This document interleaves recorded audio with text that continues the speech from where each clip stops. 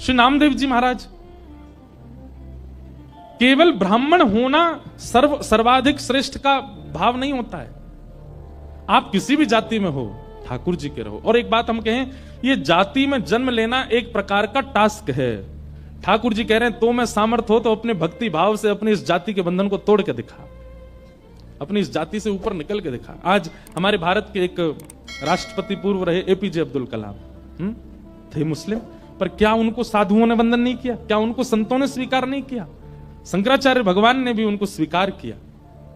सब संत महापुरुष ब्राह्मण सब उनको देखते तो हाथ जोड़ते थे, सब ने स्वीकार किया। क्यों? क्योंकि उन्होंने एक जाति से ऊपर उठ गए वे, इसलिए सबने स्वीकार किया। इसलिए भैया हमारी प्रार्थना है कि अपने मन से, अपने भाव से, अपने कर्म से, अपने स्वभाव से ऊपर उठिए। आपको कोई देखे तो देख करके आपके प्रति ये भाव यह निश्चित ब्राह्मण ही होगा, निश्चित वैष्णव ही होगा, निश्चित ऐसा ही होगा। चोखा मेला जी, आपके माता पिता नैष्ठिक ब्राह्मण थे, पंडरीनाथ भगवान का दर्शन करने के लिए जा रहे थे और दर्शन करने जाते समय कुछ आम साथ में ले जा रहे थे भगवान को अर्पित करने के लिए।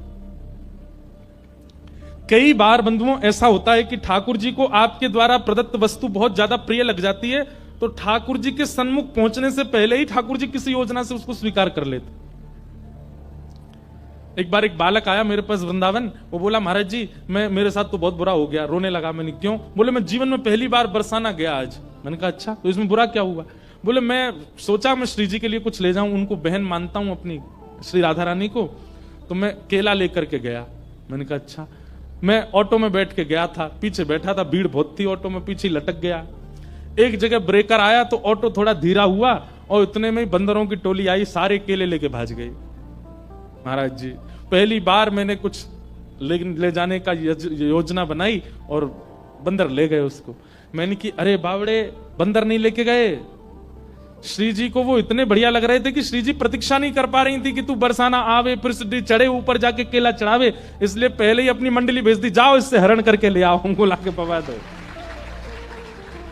उसका मन इतना प्रसन्न हो गया, बोले सच में ऐसा ही हुआ? मैंने कि भैया सच में ऐसा ही भयो है, तू विश्वास मान ले मेरी बात को। श्री जी रह ना पा रही, श्री जी बोली अब कब आवेगो, कब देखो मुझको, पहले ही आते छीन के ले आओ। कभी अगर ऐसा कुछ हो कि आपने कुछ विचार किया है ठाकुर जी के लिए लेके जाने के लिए और मार्ग में ही कोई किसी कारणवश वो वस्तु आपसे दूर हो जाए, तो समझ जाना ठाकुर जी रुके नहीं, ठाकुर जी से सहन हुआ नहीं, ठाकुर जी बीच में ही योजना बना करके ले लिया। इसका मतलब ये भी नहीं है कि कहीं खो जाए तो उसको ढूंढो ही नहीं, ठाकुर जी ले गए होंगे। प्रयास तो करना चाहिए, कोई सामग्री गाड़ी में खो गई या होटल में खो गई तो ढूंढो, ढूंढने पर भी ना मिले तो फिर उदास नहीं होना, फिर तो यही सोचना है कि पंडरीनाथ भगवान ने स्वीकार कर लिया। कितने ऐसे उदाहरण मैं आपको दे सकता हूं, उन्हीं में से एक है चोखो मेला का चरित्र। आपके माता पिता इतने भाव से आम लेकर के जा रहे थे ठाकुर जी को अर्पित करने के लिए, ठाकुर जी के मुंह में पानी आ गया। ठाकुर जी को फल से, ठाकुर जी को व्यंजन से रुचि नहीं होती, ठाकुर जी को व्यंजन लाने वाले के भाव से रुचि होती है। जैसे हमारा भाव कैसा है, हमारी सब्जी देख करके, मिठाई देख करके मुंह में पानी आता है। ठाकुर जी व्यंजन से मुंह में पानी नहीं आता, व्यंजन लाने वाला, बनाने वाला किस भाव से, उससे ठाकुर जी प्रसन्न होते हैं। आप दुनिया भर के मिर्च मसाले बढ़िया करके खिचड़ी बनाओ, ठाकुर जी नहीं आते। पर कर्मा भाई वो बिना नहाए धोए बनाती है, और कभी कभी खिचड़ी चलाने के लिए अपने दांतुन के पिछले भाग से ही चला देती है, दांतुन करते करते, और बिना नहाए धोए पात्र में लेकर के ठाकुर जी के आगे धर देती है। श्री जगन्नाथ जी दौड़े दौड़े आते हैं उसकी खिचड़ी पाने। क्यों? व्यंजन की दृष्टि से, व्यवहारिक दृष्टि से और मेरी आपकी दृष्टि से वो खिचड़ी पाने योग्य नहीं है, पर बनाने वाली का भाव इतना श्रेष्ठ है कि ठाकुर जी जगन्नाथपुरी से दौड़ के आते थे खिचड़ी पाने। तो एक बात याद रखिएगा, आप यदि ये सोचते हैं कि श्री पंडरीनाथ भगवान को विशिष्ट व्यंजन दिया जाए, विशिष्ट व्यंजन उनको प्रिय नहीं है, देने वाले का स्वभाव कितना विशिष्ट है, तो फिर वस्तु चाहे कितनी भी सामान्य हो ठाकुर जी को प्रिय लगती है। भैया सबरी के चरित्र में क्या हुआ? सबरी ठाकुर जी के लिए बेर लेके बैठी है, तो उसके मन में आया कि मैं ठाकुर जी को खट्टे बेर नहीं खिला सकती, तो पहले चख के देखती है, मीठा होता है तो ठाकुर जी को देती है, खट्टा होता है तो फेंक देती है। अब ठाकुर जी झूठा नहीं पाते, लेकिन सबरी का भाव इतना प्रिय है, सबरी के प्रेम इतने प्रिय हैं कि ठाकुर जी उसको पाने लगे। एक चरित्र ऐसा आता है कि ठाकुर जी पाते थे, सबरी इतने में दूसरा बेर चख करके देती थी, ठाकुर जी के हाथ में ऑलरेडी एक होता था, तो ठाकुर जी उसको लेके पीछे खड़े लक्ष्मण जी को देते, लो लक्ष्मण जी पाओ। लक्ष्मण जी बेर लेके कहते झूठा है, मैं किस खाऊं। तो राम जी तो बैठे हैं बेचारे, अब उनसे तो दूर फेंक देते, तो ऐसे मुंह चलाते, हाँ खा रहे हैं। लेकिन राम जी जानते थे, बोले लक्ष्मण खा नहीं रहा, फेंकता जा रहा है दूर। जब लक्ष्मण जी को शक्ति लगी और श्री हनुमान जी महाराज संजीवनी बूटी लेकर के आए, पूरा पर्वत लेकर के आए, वैद्यों ने संजीवनी निकाल करके जैसी लक्ष्मण जी को प्रदान की, लक्ष्मण जी जीवित हो गए। तो जब वापस लौट करके अयोध्या गए, तो लक्ष्मण जी ने राम जी से कहा, भैया आपकी आज्ञा हो तो ये संजीवनी पर्वत जो है लंका में आया है हिमालय से, जिससे हमारे प्राण रक्षा हुई, इसको अयोध्या ले चलें। वे क्यों? बोले इसमें बढ़िया बढ़िया संजीवनी बूटी है, कभी किसी को पीड़ा होगी दे दिया करेंगे। तब राम जी बोले, इन संजीवनी बूटियों से केवल तुम्हारी प्राण रक्षा हो सकती थी और किसी की नहीं होगी। लक्ष्मण जी बोले क्यों? ये तो संजीवनी बूटी है। बोले संजीवनी बूटी कैसे निर्मित हुई? बोले कैसे हुई? बोले सबरी जो झूठे बेर कर करके देती जा रही थी और तुम खा के नहीं फेंकते जा रहे थे, वही संजीवनी बूटी बने। वो सबरी के झूठे उच्छिष्ट बेर ही संजीवनी बूटी बने और उनसे ही तुम्हारी प्राण रक्षा हुई है। इससे तुम्हारी ही प्राण रक्षा होती और किसी की नहीं होती। भाई राम रावण युद्ध में तो लंका में इतने सारे राक्षस भी मारे गए, स्वयं रावण भी मारा गया, संजीवनी पर्वत तो वहीं था, लाके बूटी कोई दे देता उनको, बच जाते वे लोग भी। पर नहीं, केवल लक्ष्मण की प्राण रक्षा हुई, क्योंकि वो सबरी के उच्छिष्ट बेर, उसके मुख में अमृत है, प्रेम का अमृत, भाव का अमृत, भक्ति का अमृत, उससे बचे हो तुम। तब लक्ष्मण जी बोले, मैं भाव समझ नहीं पाया सबरी का।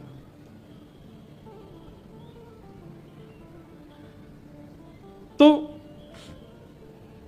व्यंजन प्रिय नहीं है ठाकुर जी को, व्यंजन लाने वाला बनाने वाले का भाव प्रिय है। तो चोखा मेला जी के जो माता पिता थे वो आम लेकर के जा रहे थे ठाकुर जी के लिए। ठाकुर जी से रहा नहीं गया, कब आएंगे कब पवाएंगे, बीच रास्ता में ही दौड़े ठाकुर जी और एक ब्राह्मण का, विप्र का, साधु का रूप धारण कर लिया। और जैसे वो दंपति आगे से निकले, ठाकुर जी हाथ पसार के बोले, हमें बहुत जोर की भूख लगी है, आपके पास कुछ हो तो हमको दे दो। पत्नी ने पति को देखा, पति बोला कि देखो है तो ये ठाकुर जी के लिए, पर साधु और हरिजन भी तो ठाकुर जी के स्वरूप होते हैं। हमारे पास तो खूब संख्या में आम हैं, ये महात्मा ज्यादा से ज्यादा 2-3 पाएंगे, इनको पवा देते हैं, बाकी के जो शेष बचेंगे उनको ठाकुर जी का भोग लगा देंगे।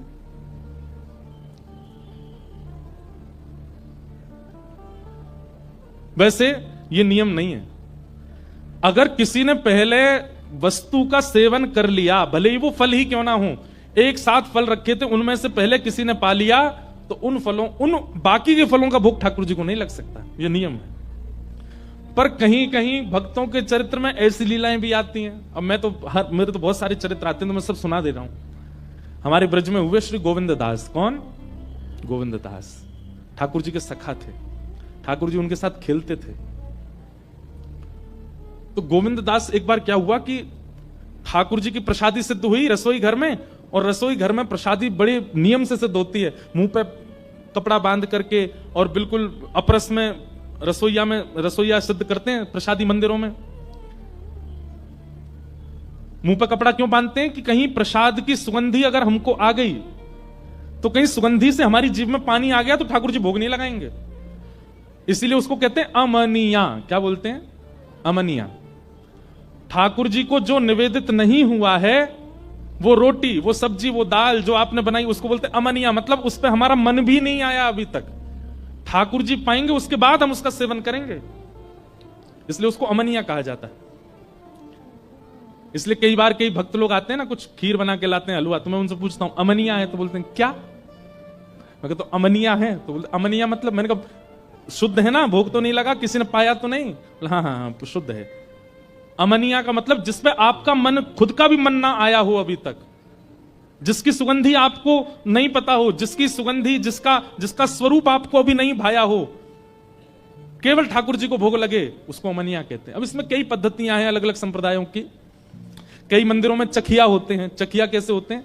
वो भोजन पहले चख लेते हैं ठाकुर जी के लायक है कि नहीं, फिर ठाकुर जी को भोग लगता है। कई मंदिरों में ऐसा नहीं होता। तो रसोईया प्रसादी लेकर के जा रहे थे, तो बीच रास्ता में गोविंद दास बैठे थे रसोई और मंदिर के बीच में। तो गोविंद दास बोले, ए रसोईया बाबा एक काम करो, थाली यहीं धर दूं, मैं पालूं पहले।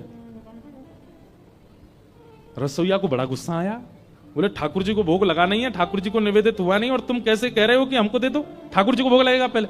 बोले अरे नहीं नहीं नहीं, ठाकुर जी को बाद में लग जाएगा, पहले मुंह पवाओ। तो रसोईया ने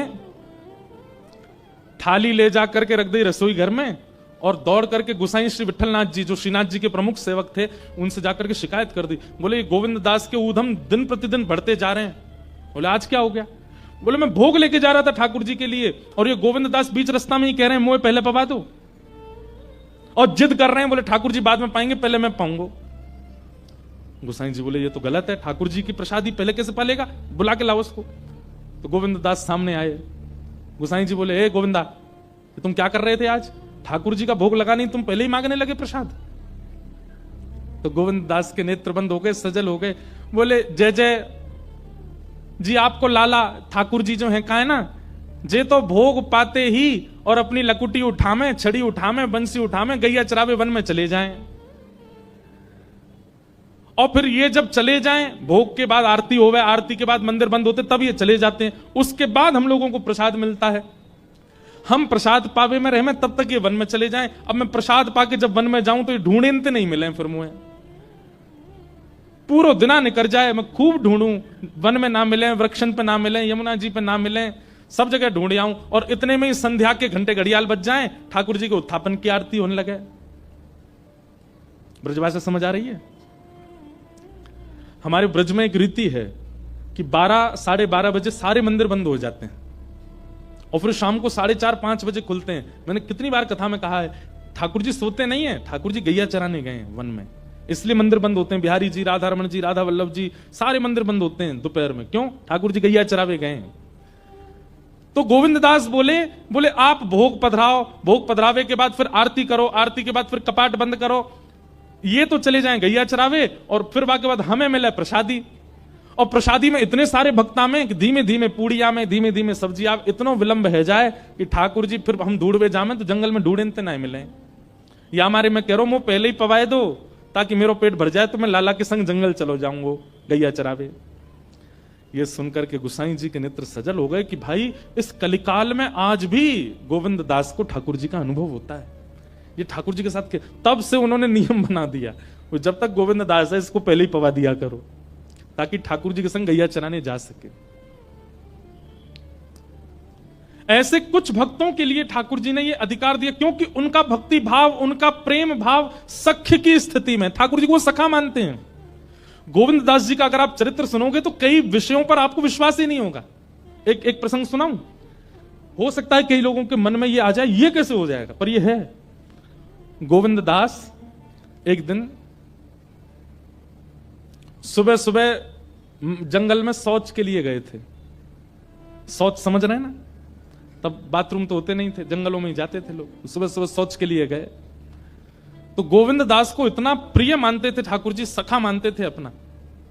हमारे श्रीनाथ जी को पता चली गोविंद दास जंगल गए हो, ठाकुर जी भी पहुंच गए। अब यहां गोविंद दास निवृत्त हो रहे हैं जंगल में, और ठाकुर जी ने देख लिया, अच्छा वहां बैठो है। तो ठाकुर जी बेर तोड़ तोड़ के लाए और पीछे से ऐसे मारने लगे उन्होंने। और गोविंद दास ने देखी कायरो है, तो देखे ठाकुर जी तो बेर मार रहे हैं। अब इस बात पर कौन विश्वास करेगा, पर ये लीला है, ठाकुर जी करते थे गोविंद दास के साथ।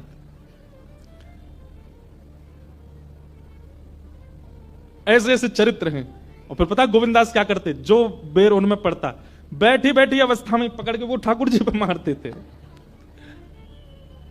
अब सामान्य व्यक्ति देखे तो उसके मन में आ जाएगा राम राम राम राम, अपवित्रता का ध्यान नहीं कर रहे हैं राम ठाकुर जी पे, पर ठाकुर जी उनको सखा मानते हैं अपना। हुआ ऐसा था कि भगवान केवल 11 वर्ष ब्रज में रहे। जब श्री कृष्ण आए तो केवल 11 वर्ष ब्रज में रहे। ठाकुर जी की लीला करने का अभी और मन था, ऊधम करने का भी और मन था, ठाकुर जी वो ऊधम कर ही नहीं पाए, इसलिए ठाकुर जी कलिकाल में दोबारा श्रीनाथ जी के रूप में प्रकट हुए और फिर प्रकट होकर सूरदास, कुम्मनदास, गोविंद दास, छीत स्वामी और इन सब अष्ट सखाओं के साथ ठाकुर जी ने फिर दोबारा से वही सब क्रीड़ाएं की। उसमें से श्रीदामा का जो रूप, जो ठाकुर जी के मित्र श्रीदामा हैं, वही कलयुग में गोविंद दास बन के आए। तो ठाकुर जी को लज्जा नहीं होती थी। एक लीला ऐसी आती कि एक दिन ठाकुर जी गोविंद दास के ऊपर चढ़ गए और बोले अब घोड़ा बन जा, मुझको शेर करा। तो गोविंद दास ऐसे चल के उनको घोड़ा बन के घूम रहे थे।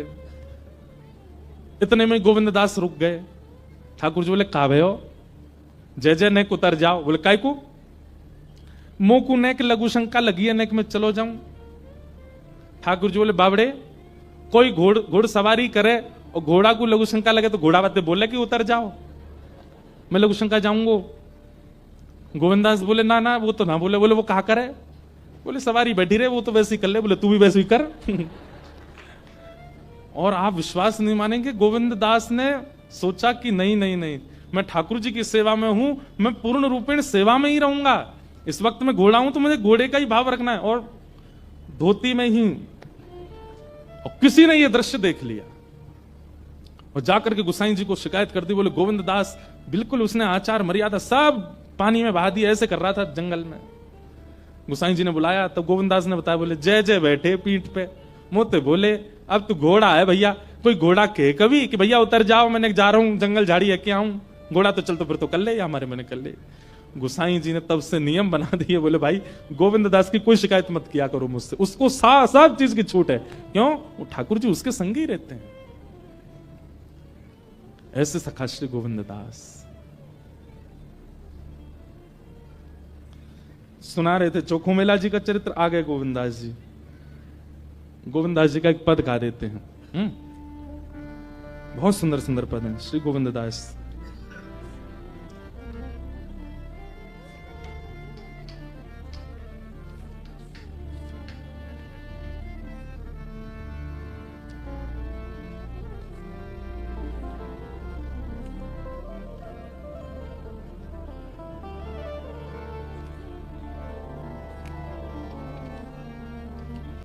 ठाकुर जी एक साधु का रूप बना करके आ गए और आकर के चोखा मेला जी के माता पिता से कहने लगे हमें कुछ पवा दो। उनके माता पिता ने विचार किया इतने सारे आम हैं हमारे पास, 2-3 इनको पवा देते हैं, बाकियों का भोग लगा देंगे ठाकुर जी को। और कोई मांगता तो वो आम उच्छिष्ट हो जाते, लेकिन एक साधु मांग रहा है तो इसलिए इस आम को ठाकुर जी स्वीकार कर लेंगे। और उन्होंने एक आम दिया। ठाकुर जी क्या करें पता है? साधु के रूप में आए, पूरे नहीं पाते, थोड़ा थोड़ा ऐसे पाते हैं, थोड़े थोड़े चौंकते हैं और फिर उसको जो माता जी थी उनकी गोद में डाल देते हैं। फिर कहते हैं दूसरा दो, दूसरा दो, दूसरा आम लेते हैं, फिर उसको लेते हैं, फिर उनकी झोली में डाल देते हैं।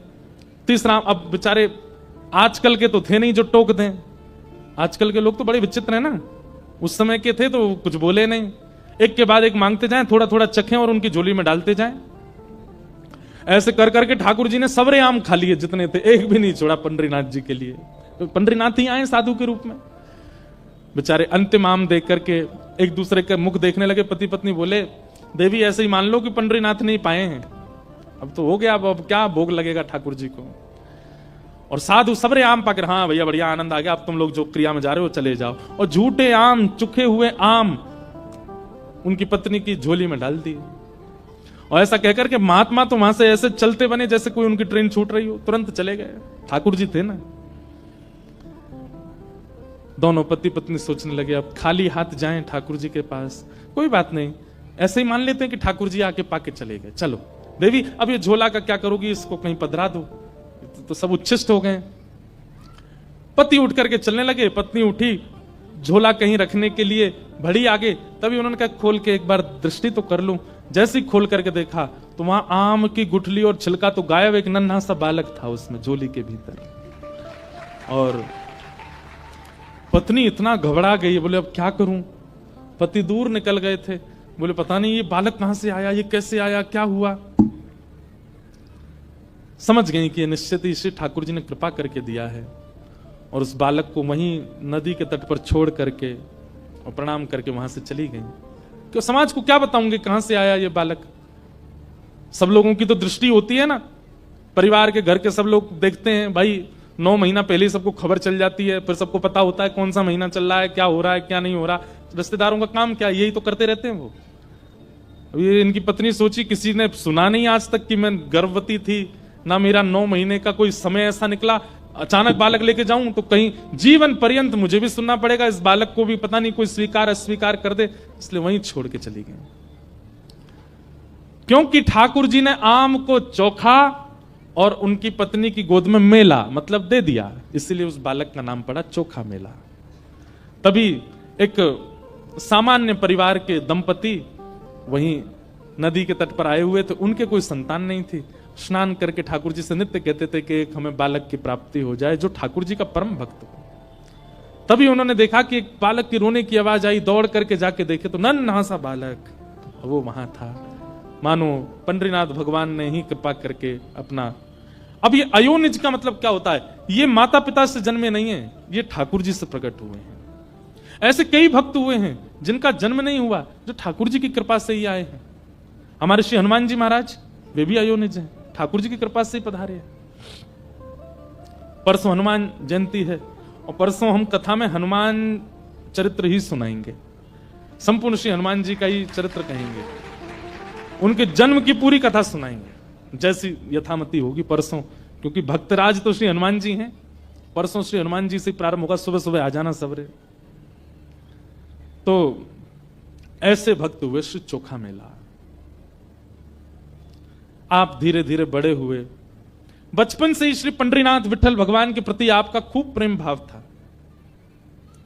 कभी कहीं कथा होती, कोई संत दिख जाते, महापुरुष दिखते, तो आप जाकर के दूर से बैठ करके उनका प्रवचन भजन सुनते थे।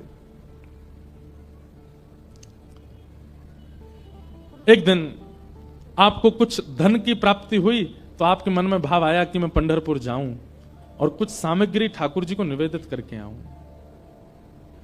और आपने खूब सारे फल खरीदे और फल खरीद करके लेकर के गए ठाकुर जी को अर्पित करने के लिए। जैसे ही वहां पहुंचे तो मंदिर के सब लोग बोले, भैया ये तो दर्शन तो कर सकते हो, अधिकार है सबको, पर तुम्हारे हाथ का चढ़ाया हुआ भोग ठाकुर जी लगाएंगे? जानते हो तुम कौन हो, कैसी बिरादरी से आते हो, कैसे कुल में जन्मे हो, चलो निकलो यहां से।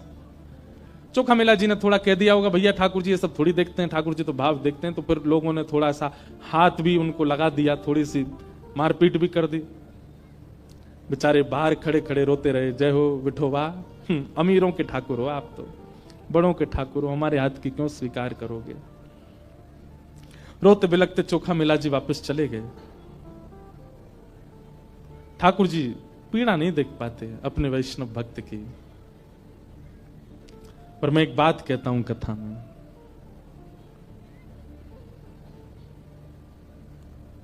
देता है कन्हाई जिसे प्रेम की दशा, देता है कन्हाई जिसे प्रेम की दशा,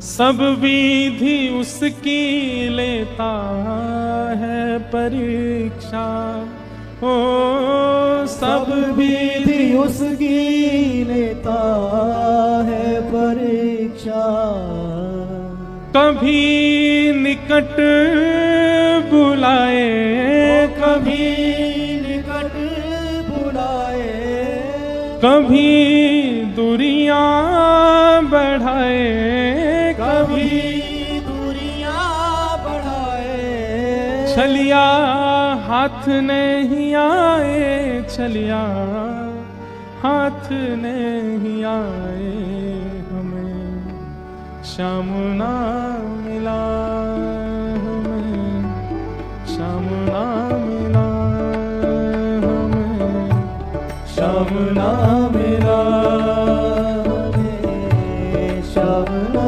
भैया आप जाते हैं और आपको अति सहज में श्री पंडरीनाथ भगवान मिल जाते हैं, ना कोई परिश्रम, ना कोई परीक्षा, ना कोई पीड़ा।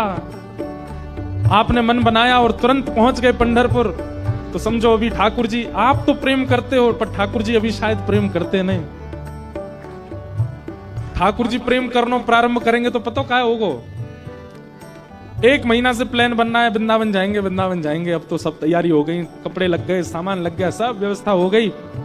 और जैसे ही वृंदावन आने में केवल 3 दिन का समय रहा, वृंदावन जाने की तिथि आ गई, 3 दिन पहले ही कुछ ऐसा होगा कि नहीं जा पा रहे, नहीं बन पा रहा कोई कार्यक्रम।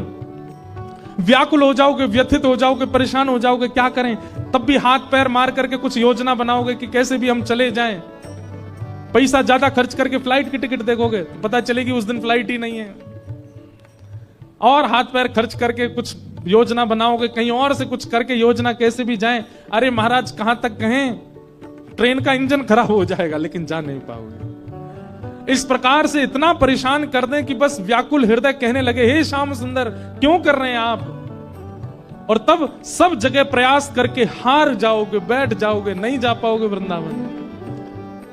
तब समझना ठाकुर जी प्रीति प्रेम करते तभी इतनी परीक्षा ले रहे हैं। सहजता में मन बनाया और पहुंच गए अपने गुरु घर, पहुंच गए वृंदावन, पहुंच गए पंढरपुर, और बड़े आराम से दर्शन करके तुरंत लौट भी आए। तो समझना आप एक तरफा प्रेम में हो, आप करते हो, ठाकुर जी नहीं करते। ठाकुर जी करेंगे तो इतनी सहजता से दर्शन देंगे नहीं, बहुत छेड़ेंगे आपको रास्ते में। आ रहे हैं वहां से, उनके द्वारा लाए गए जो फल थे उनको कुचल दिया, बाहर फेंक दिया। बोले ये ठाकुर जी स्वीकार नहीं करेंगे, तेरे हाथ की छुपी वस्तु ठाकुर जी को जाएगी कोई, चल जा यहां से।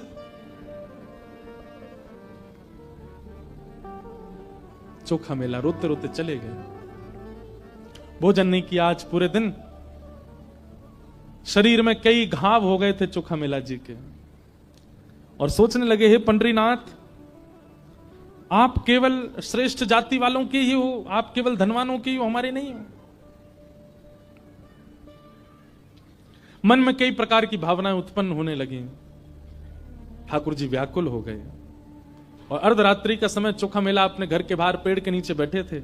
इतने में कस्तूरी की बढ़िया सुगंधी आने लगी, छम छम आवाज आने लगी, और सुंदर तेज पुंज जैसा दूर से दिखाई देने लगा। चोखा मेला बोले ये कैसा अद्भुत दृश्य दिख रहा है। और तभी देखते हैं कि महाराज सिर पर सुंदर मुकुट विराजमान, कानों में मकराकृत कुंडल, अपने कमर पर हाथ धारण किए हुए, चलते हुए बढ़िया ललित त्रिभंगी चाल से चलते हुए साक्षात श्री विठ्ठल भगवान पंडरीनाथ चोखा मेला के सामने आ रहे हैं। देख लिया, समझ गया, पहचान गया कि ठाकुर जी। पर जैसे एक प्रेम में स्वभाव होता है ना कि प्रेमी पहले कुछ गलत करके फिर मनाने आता है तो दूसरा प्रेमी रूठ के और बैठ जाता है। चोखा मेला ऐसे बैठ गए, देखे ही नहीं रहे ठाकुर जी को। ठाकुर जी बोले, चोखा पहली बार अपना नाम ठाकुर जी के मुख से सुना है, रोंगटे खड़े होने लगे, मन में आनंद हो रहा है, पर रूठ के बैठे। मैं कहा करता हूं बंधुओं, जहां प्रेम बहुत किया गया हो वहां रूठना, गुस्सा करना, लड़ना, झगड़ना, थोड़ी नोक-झोंक करना, ये अधिकार में आ जाता है। जहां प्रेम अतीत में किया गया। ठाकुर जी बोले, देख हम आए हैं, बैठाएगा नहीं हमको। दूर से खाट लेकर के आए, चोखा मेला जी लगा दी और ठाकुर जी उस पर बैठ गए, लेकिन मुंह फेर के बैठे चोखा मेला। ठाकुर जी बोले, ये चोखा मेरी ओर नहीं देखेगा, मुझसे बात नहीं करेगा, कुछ नहीं बोले। ठाकुर जी अपने मस्तक पर लगे हुए चंदन को थोड़ा थोड़ा लेकर के चोखा मेला की जहां जहां लगी थी वहां वहां अपने अंग का चंदन लगा रहे हैं अपने हाथ से। ठाकुर जी हाथ ऊपर करते रहे, यहां भी लगी है, वहां भी लगा रहे, तेरे पैरों में भी लगी है, पैर जैसे छूने लगे चोखा। नहीं आप ऐसा मत कीजिए नाथ, आप पधारे हैं, कृपा है। लिपट गए ठाकुर जी से। ठाकुर जी बोले, तू इतना नाराज क्यों हो गया? बोले, नाथ ऐसा व्यवहार, मैं कितने भाव से आपके लिए फल लेके आया था। आप ये हमेशा आपके पास रहने वाले इन लोगों को आप क्यों नहीं समझाते हो कि आप तो प्रेमियों के हो? ठाकुर जी बोले, मैं गीता में कहता हूं, ये यथामाम प्रपद्यन्ते ताम्स तथैव भजाम्यहम्। मुझे जो जैसे भजता मैं उसको वैसे ही मिलता हूं। ये लोग मुझे पाषाण मानते हैं, ये लोग मुझे मूर्ति मानते हैं, ये लोग मुझे पत्थर मानते हैं, इसलिए ना इनके आगे मैं बोलता हूं, ना चलता हूं, ना खाता हूं, ना कुछ नहीं करता, ऐसे खड़ा रहता हूं। लेकिन तू मूर्ति नहीं मानता इसलिए तेरे लिए चल के आ गया। जना भाई मुझे मूर्ति नहीं मानती, उसके हाथ से खाने जाता हूं मैं। ये नामदेव तुकाराम मुझे मूर्ति नहीं मानते, इसलिए उनके साथ खेलता हूं मैं। अब इन लोगों को कौन समझाए? ये लोग सब मुझे मूर्ति मानते हैं तो मैं भी इनको मूर्ति ही मानता हूं। ठाकुर जी क्या कह रहे हैं गीता में कि मुझे जो जैसे बचता मैं उसको वैसे ही मिलता हूं। जो ठाकुर जी के प्रति पाषाण बुद्धि रखता है, ठाकुर जी उस व्यक्ति के प्रति भी पाषाण बुद्धि रखते हैं। फिर वो व्यक्ति कहता है ना, हे ठाकुर जी मेरे जीवन में बहुत कष्ट संकट आ रहे हैं। ठाकुर जी भी कहते होंगे, पाषाण को कोई कष्ट संकट नहीं होता, तू पाषाण ही तो है। ठाकुर जी को ये अनुभव ही नहीं होता कि हम भी चैतन्य हैं। जब हम ठाकुर जी के प्रति चैतन्य का भाव रखेंगे तो ठाकुर जी को भी लगेगा कि ये भी चैतन्य है। और फिर जैसे चोखा मेला के अंग पे लगे हुए पीड़ाओं को ठाकुर जी अपने चंदन से ठीक कर रहे हैं, वैसे हमें भी करेंगे। हमने ठाकुर जी को मूर्ति माना, ठाकुर जी भी हमको मूर्ति मान करके खूब सारे कष्ट दे देते हैं जीवन में। फिर हम कहते हैं ठाकुर जी इतनी पीड़ा, इतना कष्ट। ठाकुर जी कहते हैं पत्थर को कोई कष्ट थोड़ी होता बेटा। अब चल तू एक काम कर, मैंने सुबह से कुछ खाया नहीं है, कुछ खिला। बोले आपका तो मंदिर में 8 बार भोग लगता है, क्यों झूठ बोल रहे हो, कुछ नहीं पाया। बोले नहीं, आज मेरे भक्त को पीड़ा दी गई थी इसलिए मैंने उपवास किया, मैंने नहीं पाया, मैंने कुछ नहीं पाया चोखा। तूने भी कुछ नहीं पाया ना, चल कुछ लेके आ, पाएंगे। फल लेकर के आए, चोखा ठाकुर जी के आगे धर दिए। ठाकुर जी प्रेम से पावे, और जैसे फल पाते हैं, फल का जो अंतिम भाग रह जाता है खत्म होने वाला, उसको चोखा को अपने हाथ से खिला देते। अपना अधरामृत का सुंदर फल। नेत्र सजल हो गए चोखा मिला के। कुछ फल बच गए थे तो ठाकुर जी उनको लेकर के अपने फेंट में बांधने लगे। चोखा बोले, ठाकुर जी ये फल आप कहां ले जा रहे हो, यहीं पा लीजिए, कहां लेके जा रहे हो, और ये फेंट में क्यों रख रहे हैं आप। ठाकुर जी बोले, मैंने उपवास किया तो मेरी गृहिणी रुक्मणी ने भी उपवास किया है, वो भी बेचारी भूखी बैठी है, ये ले जाऊंगा उसको जाके खिला दूंगा, वो भी खा लेगी प्रेम से। और मैं जिस दिन उपवास करता हूं उस दिन गरुण जी, उस दिन नारद जी, उस दिन रुक्मणी, उस दिन सब उपवास करते हैं। जो जो मेरे साथ मंदिर में सबका उपवास हो जाता है, क्योंकि ठाकुर जी के भोग लगने के बाद ही सब पाते हैं, और ठाकुर जी भोग नहीं लगाए तो कोई नहीं पाता। इसलिए मैं सबके लिए लेके जा रहा हूं और सबको कहूंगा, देखो चोखा के खेत के बढ़िया बढ़िया फल है, खाओ। और ये सब एक रुक्मणी खाएगी, गरुण जी खाएंगे, नारद जी खाएंगे, और सब लोग प्रेम से पाएंगे। और बढ़िया सुंदर चोखा को सुख देख करके श्री ठाकुर जी वापस चले गए। प्रातः काल काकड़ा आरती का समय हुआ, जैसे ही मंदिर खोले गए और मंदिर खोल करके देखा तो ठाकुर जी का फेंट इतना बड़ा हुआ था। पुजारियों ने कहा ये क्या रखा है। जैसे फेंट खोल करके देखा तो सारे फल रखे थे, और ये वही फल थे जो चोखा लेकर के आया था ठाकुर जी को भोग लगाने। तो जिन पुजारी जी ने फल फेंक दिए थे वही काकड़ा आरती करने गए, उन्होंने जैसे ठाकुर जी की फेंट खोल के देखा वही फल जो फेंक दिए गए थे वही फल रखे थे फेंट में। अब उनके मन में किंचित भी ऐसा भाव नहीं आया कि ठाकुर जी रात में चोखा के पास गए होंगे, या जो फल मैंने फेंक दिए थे वो ठाकुर जी के पास कैसे आ गए। उनके मन में यह भाव आया कि चोखा माना नहीं, जिद करके और कहीं से आकर के ठाकुर जी को फल दे गया है, जबरदस्ती भोग लगा गया है। बार बार मना करने पर भी जिद्दी चोखा मिला, आकर के अपने फल ठाकुर जी को चढ़ा के गया है। और पूरी मंदिर कमेटी और सब लोगों को इकट्ठा करके कहा कि ये चोखा ने ऐसा ऐसा किया है। मतलब किसी के मन में पॉजिटिव बात नहीं आई, नेगेटिव आई। ये भी कलयुग का प्रभाव है कि परिस्थिति आपके जीवन में सकारात्मक भावना प्रकट नहीं करती है, नकारात्मक सोच। चलते चलते गिर गए तो क्या सोच रहे हैं, टेढ़ी टेढ़ी नजर से देख रहा था मेरे को वो, इसीलिए गिर गया मैं। उस पर कुछ हम लोग सकारात्मक नहीं सोचते। बहुत तेज भूख लगी थी लेकिन 2 रोटी खाते ही पेट भर गया, तीसरी रोटी अब मन नहीं हो रही, इच्छा नहीं हो रही। क्यों, तुम तो पाने के लिए बैठे थे, बहुत कह रहे थे भूख लगी, 2 रोटी में ही हो गया काम। मुझे नजर लग गई है किसी की, अपने आप ही सोच लेते हैं। काम कोई बिगड़ने लग जाता है तो उसमें यह विचार नहीं करते निश्चित मेरा प्रारब्ध होगा, उसमें भी ढूंढते हैं किसकी बुरी नजर है, किसने टोटका किया, किसी ने बांध दिया, किसी ने हमारी बुद्धि को ऐसा कर दिया, मुझे डिप्रेशन हो गया है, मुझे दवाइयां चाहिए, मुझे। हमेशा हम नकारात्मक ही सोचते हैं। वैष्णव का स्वभाव होता है वो हर स्थिति में ठाकुर जी का ही भाव रखता है।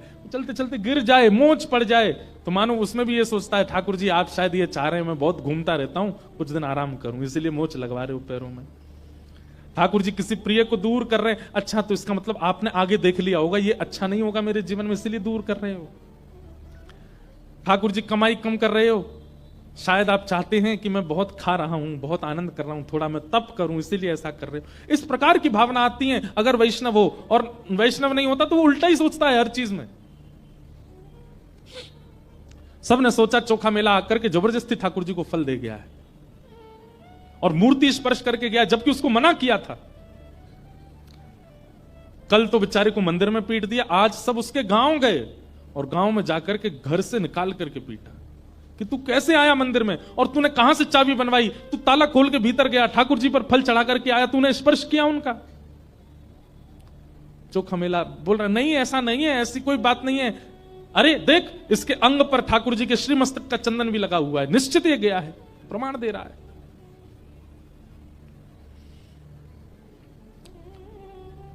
बेचारे चोखा मेला की स्थिति दयनीय कर दी और लौट करके सब पुजारी पंडा और सब समाज के लोग, इससे कोई आप ये मत सोचना कि पुजारियों की निंदा की जा रही है। उस समय पर उस काल में ऐसी विचारधारा वाले लोगों की निंदा हो रही है। आप पुजारियों के प्रति कुदृष्टि मत रखना। लौट करके जैसे ही सब वापस पंढरपुर आए, हाथ पांव धो करके स्नान करके अपरस में जैसे ही मंदिर में प्रवेश करने लगे, ठाकुर जी ने अपने आप अपनी किवाड़ बंद कर ली और भीतर से चटकनी लगा दी। अनेक प्रयास करने पर भी ठाकुर जी का मुख्य दरवाजा नहीं खुला। पुजारी जन सब बाहर बैठ गए घुटनों पर, हे पांडुरंगा, हे विठल, हे नाथ, क्या अपराध बन गया हम लोगों से, आपने क्यों ऐसा हमसे रूठ के बैठ गए। भीतर से ठाकुर जी के स्वर सुनाई दिया और उस स्वर में करुणता थी। ठाकुर जी मानो जैसे रो रहे हो। बोले तुम सब मेरे दर्शन के अधिकारी नहीं हो।